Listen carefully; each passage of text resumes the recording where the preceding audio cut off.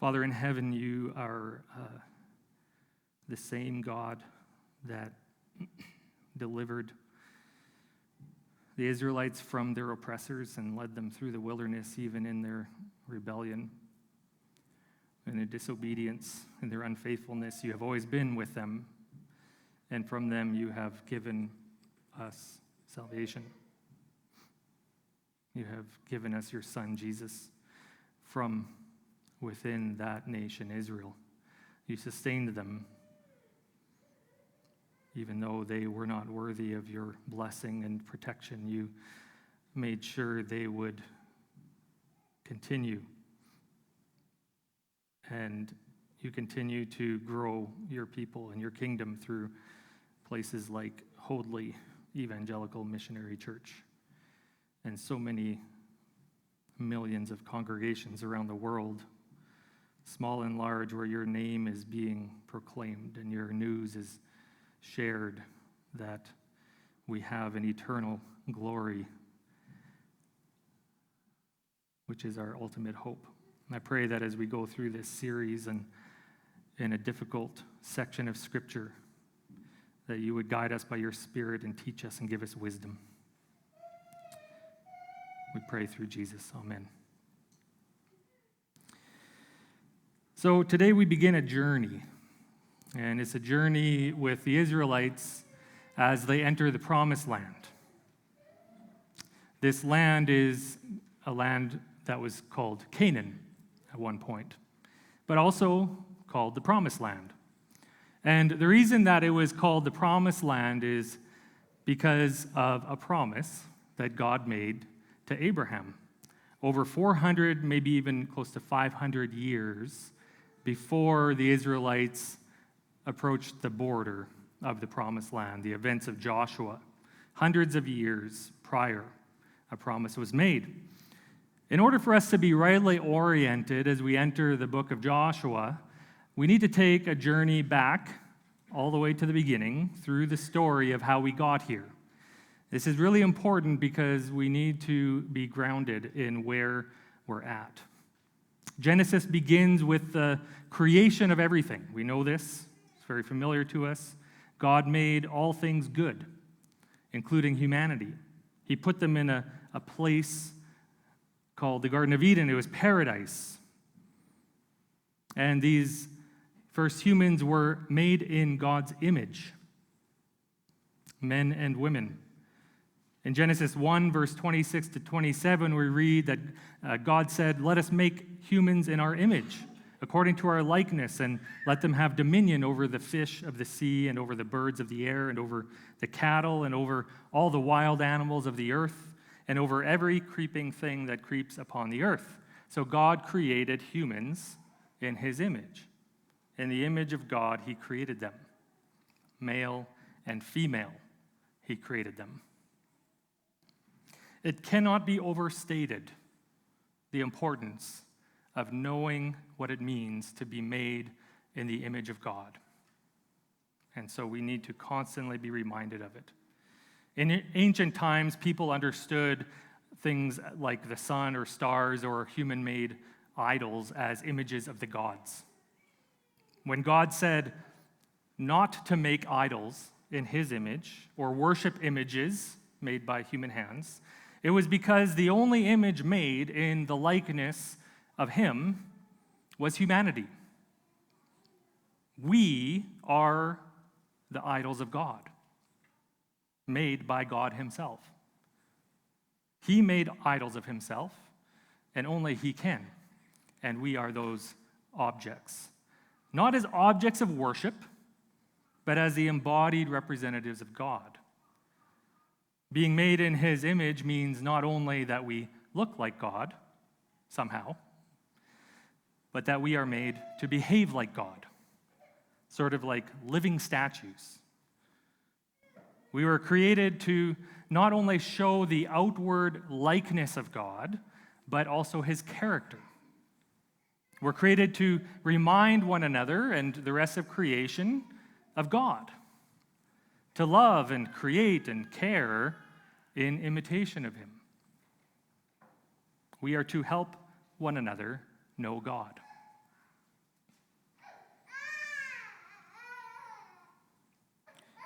I'll just give a moment for Oriella to make her way out. Sorry. Oriella also is made in the image of God. We are to help one another know God, to imitate his loving and creative nature in relationship with one another, just as he lives eternally in relationship as Father, Son, and Spirit. God's intention was that everything humanity did would be done the way that he would do it. And this was the design from the beginning, and it was very good. It was perfect until humanity failed. The failure came when we took for ourselves what was not given to us. Being image bearers was not enough. We don't want to merely represent God. We want to be God. And in our attempt at grasping what is not ours, the feeling of incompleteness, of not having enough, has become part of human nature. Every human is now born with a sense of longing for more, wanting what we don't have. And we think that we can satisfy this longing by getting what is not ours. And so we strive and we chase things down. Instead of perfect peace, we live unsatisfied, always wanting. And this brokenness creates things like fear and striving and jealousy, lust, shame, disease, greed, hatred, domination, violence, and death. This desire, this unfulfillment that we feel is the source of all things gone wrong in the world. Instead of displaying the image and character of God, humanity turned on one another. And it got so bad that God started over. He chose one faithful man and his family to reset humanity. This man was still broken, but Noah was the sort of broken that could still be recognized as God's image, unlike just about everyone else.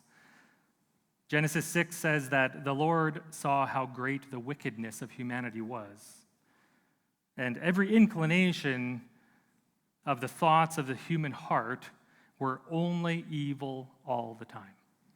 That's how humanity was described. But it says Noah was a righteous man, blameless among the people of his time, and he walked faithfully with God. So he had still some remnant of God's image, his character, and so God chose him and saved him and his family. And then fast forward to Genesis 12, we come to the story of Abraham. He was one of the descendants of Noah's son, Shem. If you ever wonder why we call Jewish people Semites, it's because that comes from the name Shem. They are the Semites. Abraham was called by God to be the seed of a tree, dedicated to produce the fruit of a new humanity. I threw that statement in my notes yesterday, I think it was, or the day before. I just had this image in my mind of a tree, and I never had that image through all my preparations, and as I was thinking about this series, it never came to me until the last minute, and it has quickly, over the last 24 hours or so, become a central image that I think we need to keep in our minds. Abraham was called by God to be the seed of a tree. And the patriarchs, Abraham, Isaac, and Jacob, are often referred to as the roots of a tree, of an olive tree. And he was to be the seed of a tree that would be dedicated to producing the fruit of a new humanity. So just hold that image in your mind. I'm not going to develop that a whole lot in this message because it just came in too late, but it'll come up again and again. I'm going to bring this image of this tree. But it's a valuable image to to have in our minds.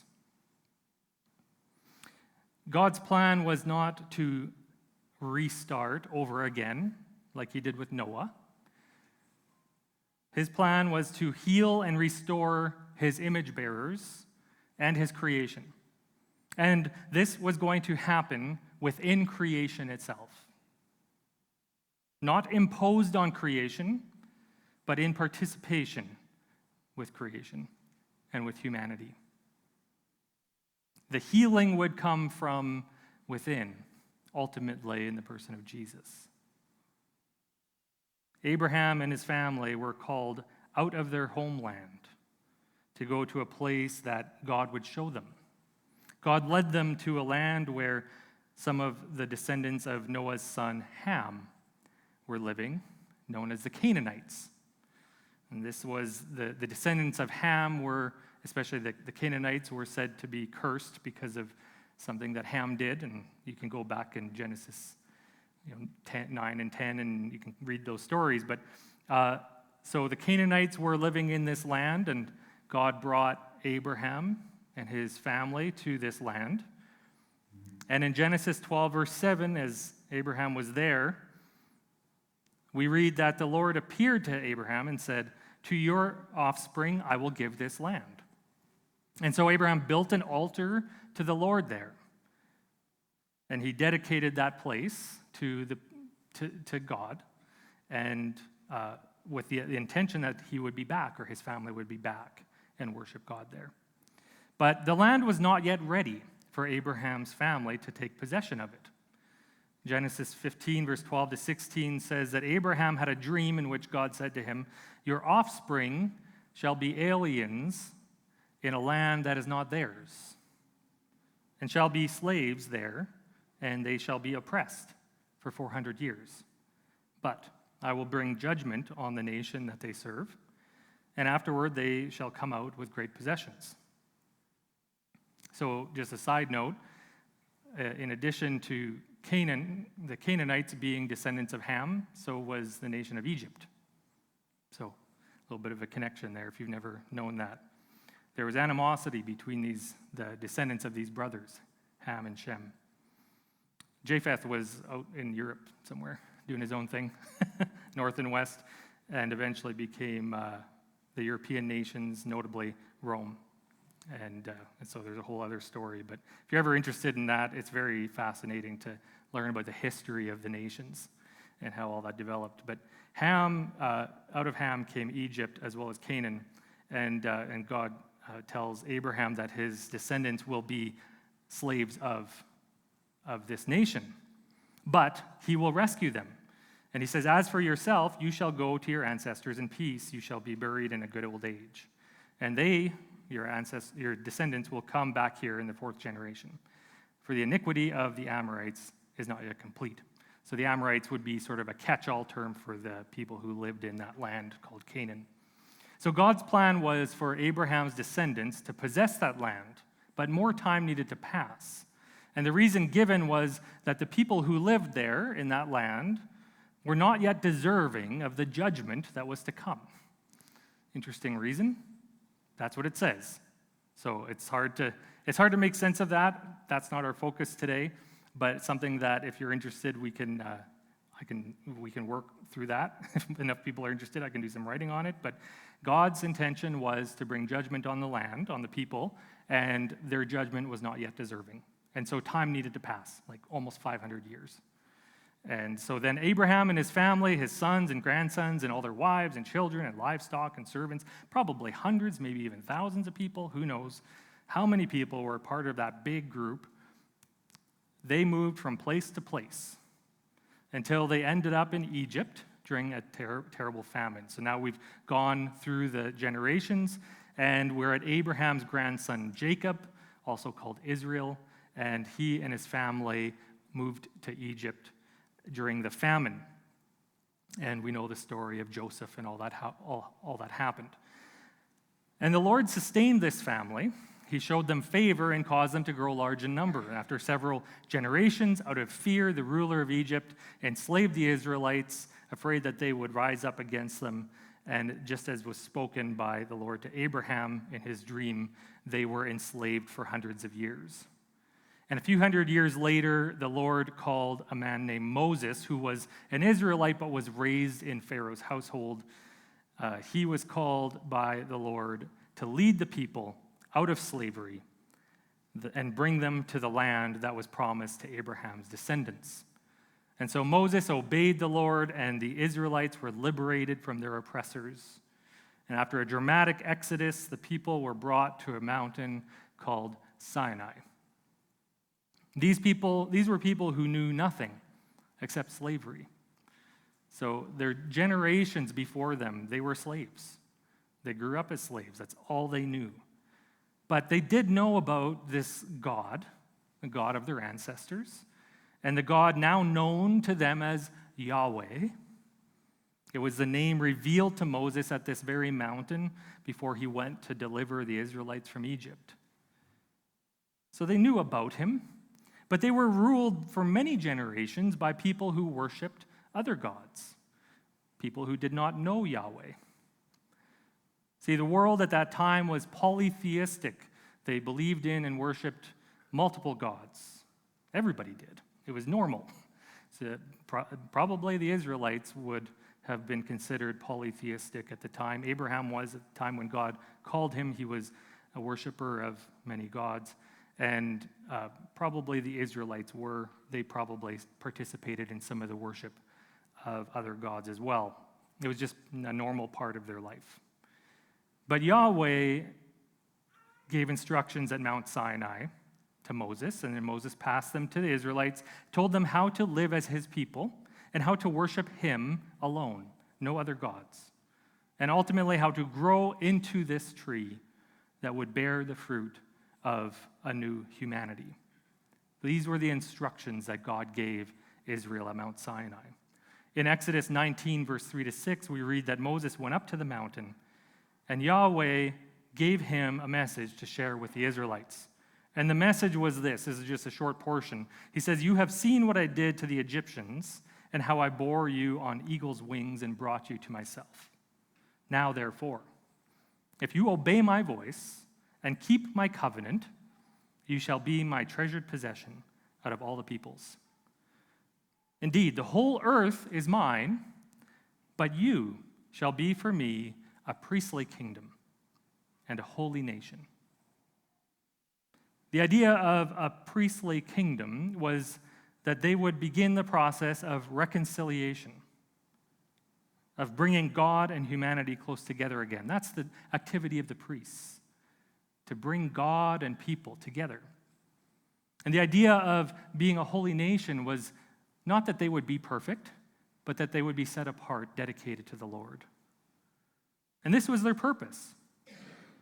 And they got off to a bit of a rough start, because as Moses was up on that mountain, receiving these instructions, the impatience and fear of the Israelites got the best of them, and they decided they would seek guidance from a different God, a God made out of gold, a God of their own design to serve their own purposes. Now, this wouldn't have been like a huge rebellion at the time. They were still pretty new at this whole monotheism thing, worshiping only one God. And so the idea of creating another God for themselves was probably pretty logical for most people. But God explicitly told them just before this not to do that. And so they immediately went to their old ways and sought after something that was not given to them, once again, as is the case with humanity. After being rebuked by Moses, they repented and rededicated themselves to the exclusive worship of Yahweh. And this would be just the first of many rebellious acts along the way on a long and difficult journey before they would arrive at the promised land. Due to their lack of trust in Yahweh, early in their journey toward Canaan, the generation that was rescued from Egypt would not live to see the land. God said, "That's it." Like, the last straw has come, and I am not going to allow this generation to enter the land. Rather, their children would be the ones to possess it.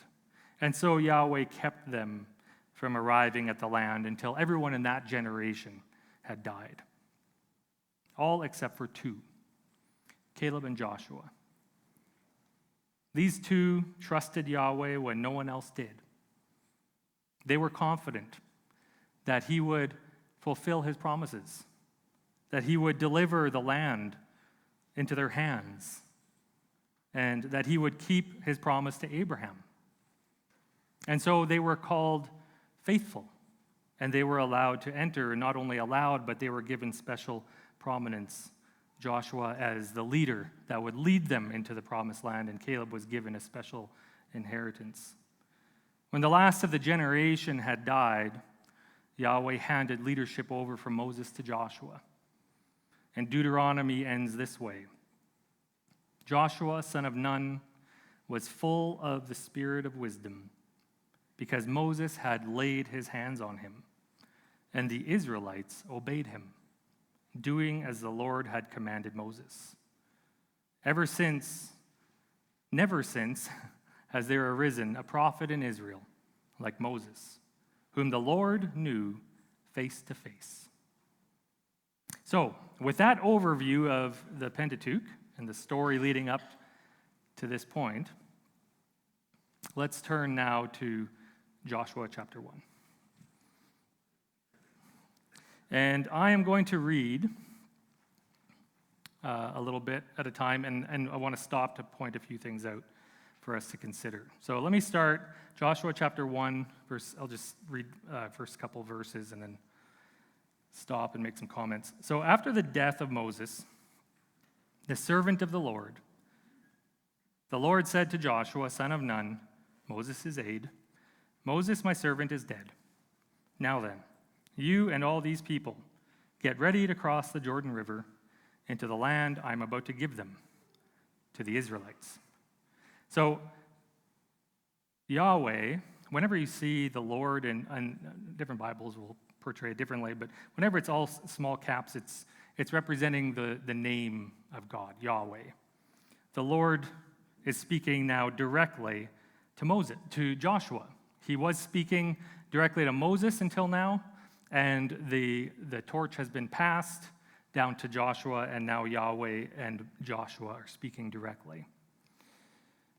And the first message from Yahweh to Israel through Joshua is in verses 3 to 4. It's not a very long message. This is the first message. He says, I will give you, and this is plural, okay? You in these verses is plural. We don't see it in English. I'll give y'all. There's actually a y'all version. Did you know that? Someone here told me that. Who was it? Keaton. Keaton said, there's a y'all version? You can, on the Bible app, you can find it. It's actually quite interesting. It makes some of the verses that previously were very serious, sound kind of not as serious for some reason. Anyway, so I will give you all, you, the nation of Israel, every place where you all set your foot. As I promised Moses, your territory will extend from the desert to Lebanon, and from the great river, the Euphrates, all the Hittite country, to the Mediterranean Sea in the west. So that's sort of a general area that they are going to now inhabit. And God said, this is what I'm going to give you all as a nation. And so, these verses were spoken to a group of people. I always try to imagine how Moses did this, and now Joshua. How did they address all of these people all at once? Because there's a lot of people there. We don't know, but it's fun to imagine. They didn't have speakers like this. So now, before we go further, I want us to be mindful of something here and through the entire series as we continue to read through these books of Joshua and Judges. These are difficult books. These are challenging because they portray stories that don't seem to be aligned with how we think that God should behave. I can say lots about this in my midweek kind of writings that I'm going to be doing. I should maybe mention that. So on Tuesday, I'm going to do a letter, my regular kind of letter. And then another point in the week, and I don't have a promise of when that's going to be, I'll publish, and it's not going to go out by email, so because I don't want to bombard everybody with emails constantly. But you can go on my website, and you can find there will be supplemental material that is helpful and important, but there's no space in the sermons to cover a lot of these things. And so one of the things that I'll cover is addressing this issue of like, what sort of stuff is this in the Bible that is portraying God as giving instructions to kill people? Like it doesn't sit right with us. So I'm going to address some of that in those publications in a little more detail. So if you're just curious, but we need to be mindful as we read these stories that the instructions and promises given in this material are for Israel and for Joshua.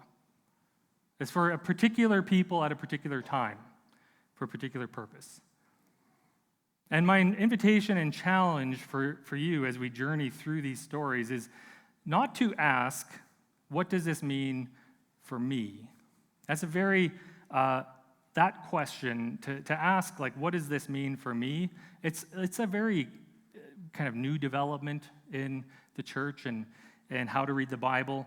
It's not something that for most of history people would have ever asked. It's not about what it means for me. Rather, what does this say about God? That's really what it's about. It's about God. How do we know God better through these stories? And so keep that in mind as I read this next portion, because you're going to recognize some of these verses. The question again is, it's not, what does this mean for me? But what does this say about God? So let me keep reading, and now we shift from plural to singular. So now from verse 5 to 9, this is Yahweh speaking to Joshua directly. So all the yous and yours are singular. So he says to Joshua, "No one will be able to stand against you all the days of your life. As I was with Moses, so I will be with you. I will never leave you nor forsake you." Sound familiar, doesn't it? We claim that for ourselves. Be strong and courageous, because you will lead these people to inherit the land I swore to their ancestors to give them. Be strong and very courageous. Be careful to obey all the law my servant Moses gave you. Do not turn from it to the right or to the left, that you may be successful wherever you go. Keep this book of the law always on your lips. Meditate on it day and night, so that you may be careful to do everything written in it. Then you will be prosperous and successful. Have I not commanded you? Be strong and courageous. Do not be afraid. Do not be discouraged, for the Lord your God will be with you wherever you go. So this is God giving instruction and promises to Joshua. This is a conversation. This is an intimate moment between Yahweh and the leader of the nation of Israel that is about to enter into a land where it seems impossible. Again, this is nomadic people. They've been wandering in the desert for 40 years in the wilderness. They've been living off of magical bread that fell from the sky and birds that flew into their camp. They've been living off of nothing. They've been scraping by. They're probably pretty rugged people, but they're surely not trained as military people. They're former, they're kids of slaves. And they're supposed to go into this land and possess it. Take it from the people that are living there. Like, good luck. Seems like a very bad idea. And so God and Joshua are meeting. And God is saying, don't be afraid. I am going before you. I will be with you the whole time. Be courageous, be strong and courageous. Lead these people with confidence in me that I will bring this land into your hands. And we can easily claim these. We can look at it, and we look at, especially at this verse 5, I will never leave you nor forsake you. Now, is that a true statement for all of us? Absolutely. Absolutely it is. It's actually, we know it's true because it's spoken elsewhere. Jesus said it to his disciples, and it's a promise we can claim for ourselves. But we don't claim it because it's here in this passage. We claim it because it's true about God. It's something about God. And we got to be careful when we read these passages, and there's lots more in Joshua and Judges we're going to read that are difficult or that we may be tempted to claim for ourselves. And we need to be mindful not to claim things for ourselves that were not spoken to us, that were not given as covenantal, eternal promises from God to us. This was a promise from God to Joshua. And what it does is it tells us something about God. It's something about how he is going to be the one to deliver the land into their hands. It's not going to be Joshua. It's not going to be his strategic mind or his power. It'll be Yahweh. That's what this tells us. So it tells us something about what sort of God is bringing Israel into the promised land. And this is an issue that we commonly have when we read the Bible as though it is a moral guide or an instruction manual for life. This is an unfortunate product of evangelicalism to treat the Bible as an instruction manual where it contains, everything in the Bible is something for me. But it's not.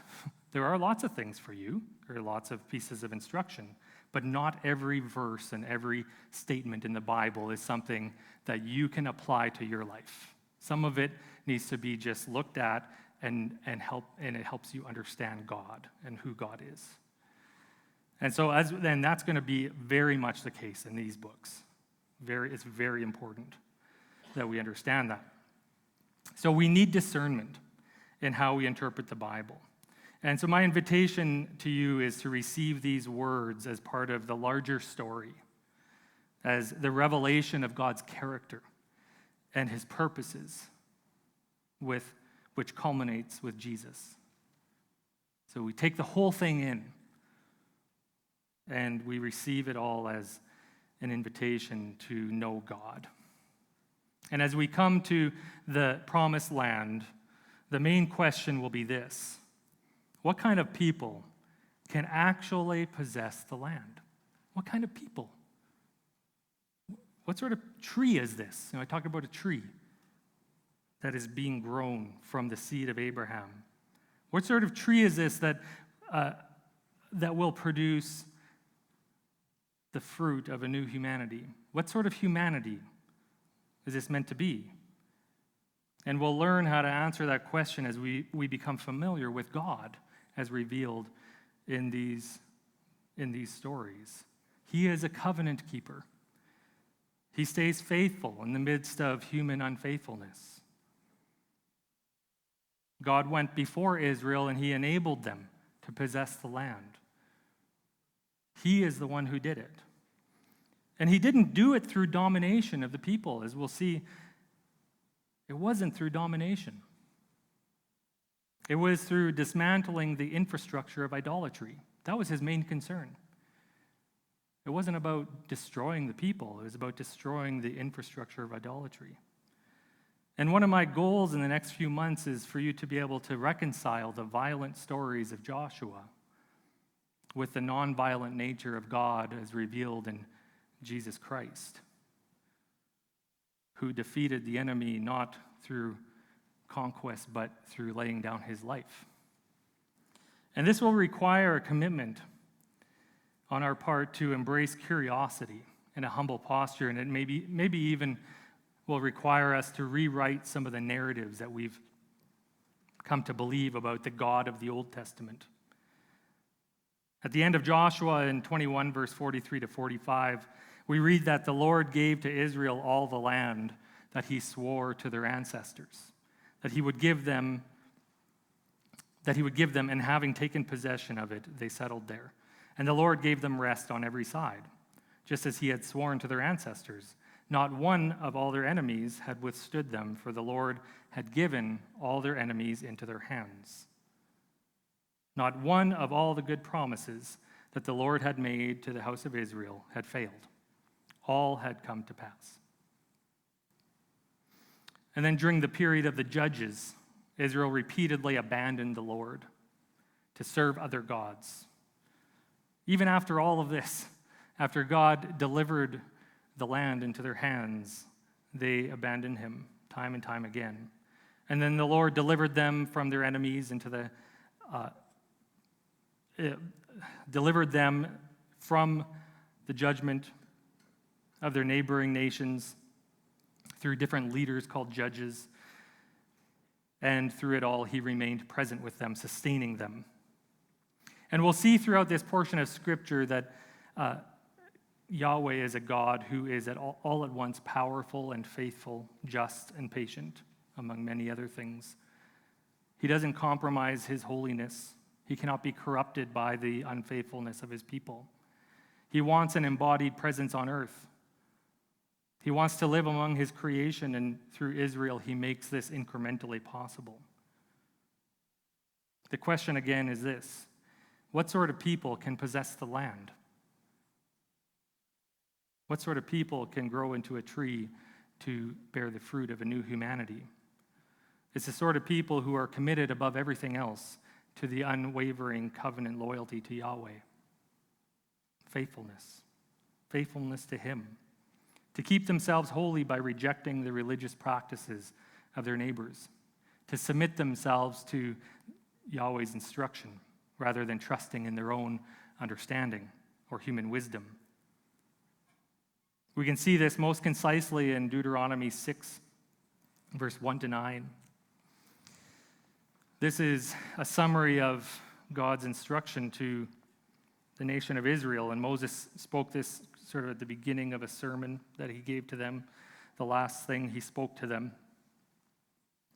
And he says, "These are the commands, decrees, and laws the Lord your God directed me to teach you, to observe in the land that you are crossing the Jordan to possess, so that you, your children, and their children after them may fear the Lord your God as long as you live, by keeping all his decrees and commands that I give you, and so that you may enjoy long life. Hear, Israel, and be careful to obey that, so that it may go well with you, and that you may increase greatly in a land flowing with milk and honey, just as the Lord, the God of your ancestors, promised you. Hear, O Israel, the Lord our God, the Lord is one. Love the Lord your God with all your heart, and with all your soul, and with all your strength. These commandments that I give you today are to be on your hearts. Impress them on your children. Talk about them when you sit at home, and when you walk along the road, when you lie down and when you get up. Tie them as symbols on your hands and bind them on your foreheads. Write them on the door frames of your houses and on your gates." When Jesus was asked or had a conversation about what is the greatest commandment, this is what he referred to. Love the Lord your God with all your heart and with all your soul and with all your strength. But then he also said the second greatest commandment is like it and equal to it, and that is to love your neighbor as yourself. So love is the purpose. Love is the goal. Love is the way. Love is the fruit of this tree. Toward the end of his life, Moses was providing final instruction for Israel before he handed his leadership over to Joshua. And as they prepared to enter the promised land, this is what he said. These were the final words of instruction, reminding them of what's most important. As we come to the story of Israel possessing the land, promised to them, we must not forget what sort of people God expected them to be. His expectation was to be faithful to him, to follow his instructions, to call upon him and him alone in their times of need and in times of prosperity, to worship him alone, to not adopt the ways of pagan worship that the neighbors were practicing, to dismantle the high places and the objects that the people would worship and through which they would worship their gods, to dismantle these things, to tear them down, to destroy them, so that they could grow to be creation's source of healing. They needed fertile soil, and in order to have fertile soil, they needed to be rid of the weeds of idolatry. Not only the weeds of idolatry that grew among the neighboring nations, but within themselves. And we'll see throughout these stories that it is actually themselves that is the greatest barrier to achieving this goal, not their enemies. It was themselves. If we forget that the purpose of Israel was to be a blessing to the world and to be a vessel for God's reconciliation and renewal plan, the healing of creation, if we forget these things, we can turn the stories of battle and conquest into justification for violence.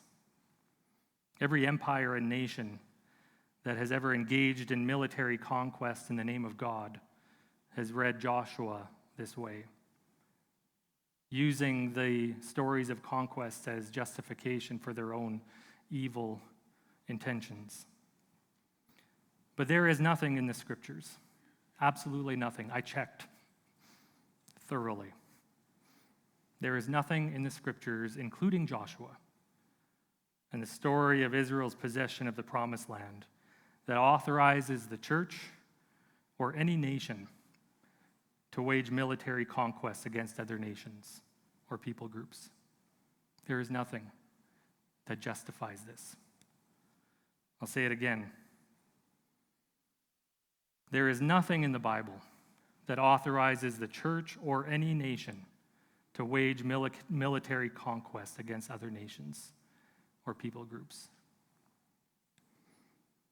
The story of Israel possessing the promised land through military activity does not tell us how God's power normally works.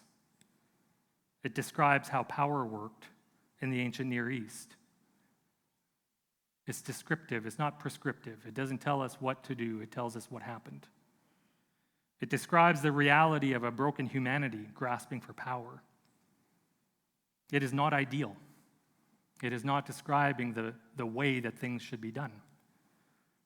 It's a reality we still see in large and small ways today. We will see in the coming weeks that God's plan, however, was not conquest, but transformation. Not the conquering of people, but the transformation of a land that would allow the growth of a tree that would produce fruit to heal and renew humanity. In order for that to happen, the land needed to be cleared of the infrastructure of idolatry because it would be a temptation. And so they were to clear it. And it was a one-time event. These sort of instructions were never once given again. It was for these people at that time and is not a pattern to be followed. As we enter the story of Israel possessing the promised land, we'll constantly come back to the question of this series, what sort of people can possess the land? In asking this question, we're really asking, what sort of people can bring the kingdom of God to earth? And the answer is not a violent people, not a people who conquer and dominate, but a people who bring the worship of God, his goodness, his character to the world. In a very serious moment in my sermon, the kids are screaming.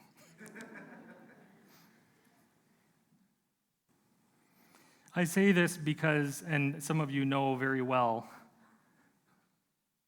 I'm just mindful of the time, but I do need to say this because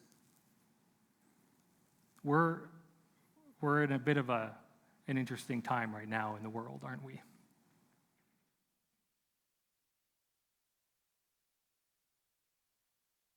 I'm just asking God for discernment in what to say here because I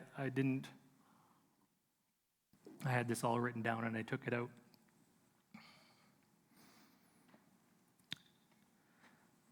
Last Sunday there was an event in Washington.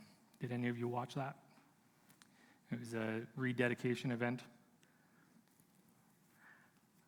And I know that some of you will maybe even be hurt by what I'm going to say. But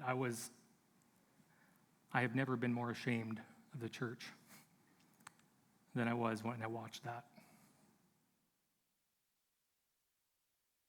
It was embarrassing because the church, or those who call themselves leaders of the church, claimed that God was blessing the violent efforts of the United States through history until now,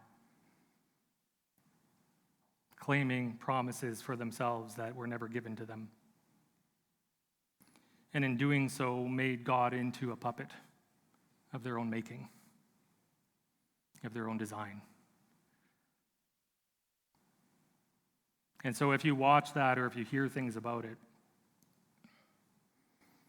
just know that that is not the message of the church.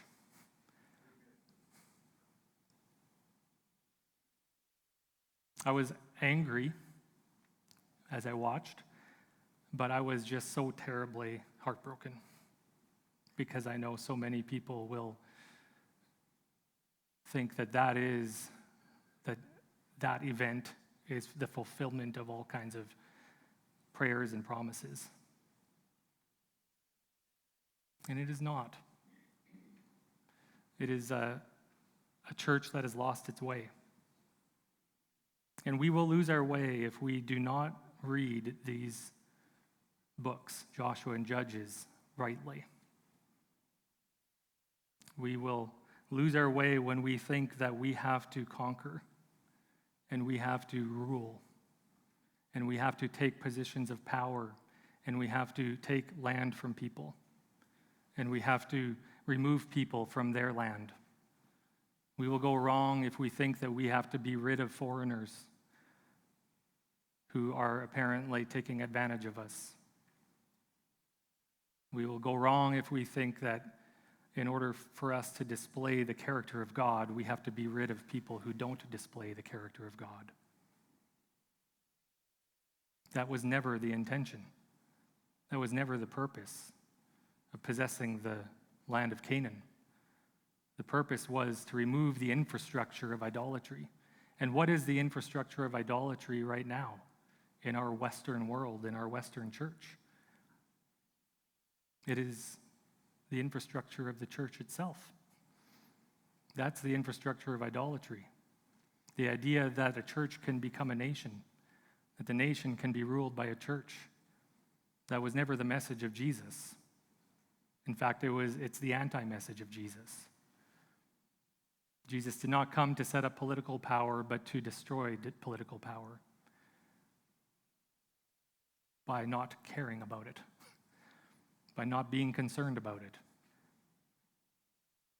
And so our response to this in this series is to ask ourselves, what sort of God and what sort of people will bring healing to the world? That's the goal. That's the trajectory that we're headed in. What sort of God and what sort of people can bring healing to the world? We need to search these stories for the answer to that question.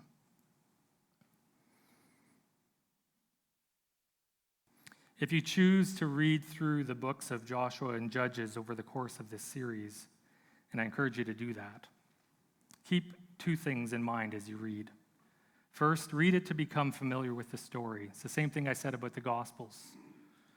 This needs to be the default posture whenever we read the Bible. We jump too quickly to application. We need to simply be familiar with the story.